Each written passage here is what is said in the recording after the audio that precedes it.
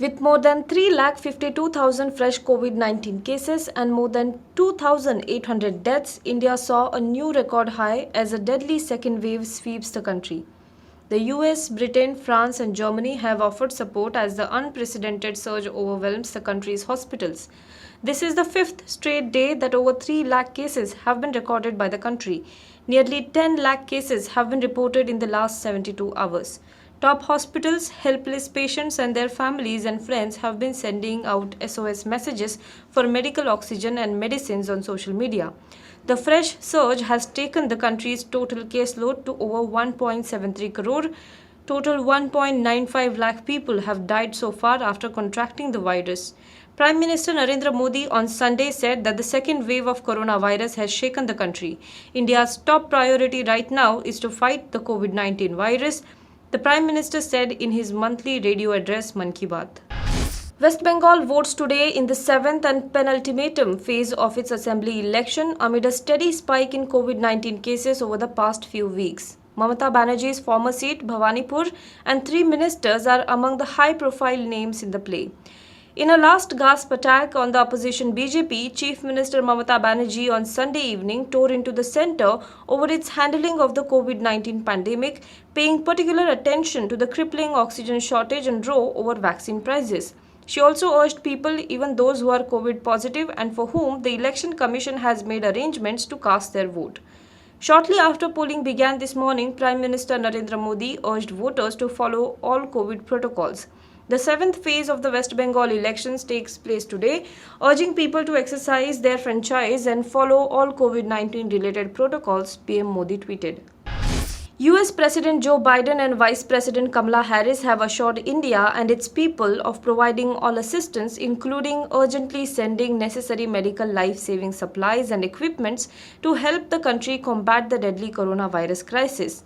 Just as India sent assistance to the United States as our hospitals were strained early in the pandemic, we are determined to help India in its time of need, Joe Biden said in a tweet.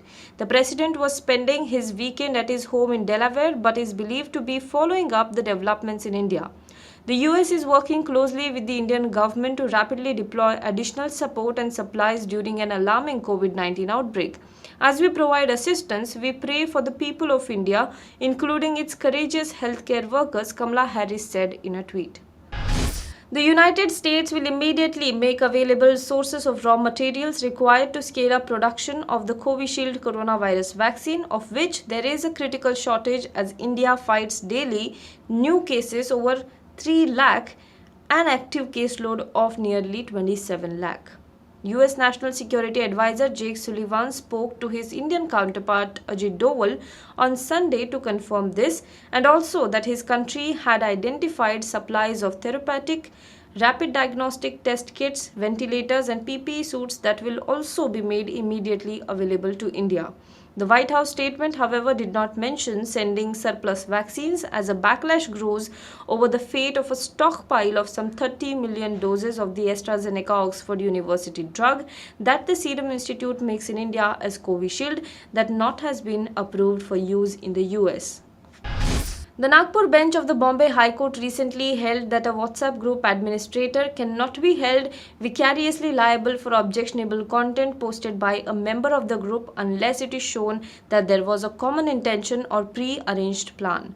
The division bench of Justice Z.A. Haq and Justice Amit Borkar observed this as it quashed an FIR and set aside the proceedings against a WhatsApp admin in a magistrate court of Gondia. Even if the allegations in the FIR are accepted as correct and considering the material in the form of the charge sheet on its face value, it does not disclose essential ingredients of offences alleged against the applicant under section 354A14, 509 and 107 of the Indian Penal Code and section 67 of the Information Technology Act 2000, the High Court said. Now be the first to know about the latest updates on our new news app. Go on your Android or iOS, search for HW News Network. Download our app, choose the language you prefer to get updates in, and be up to date with the latest news.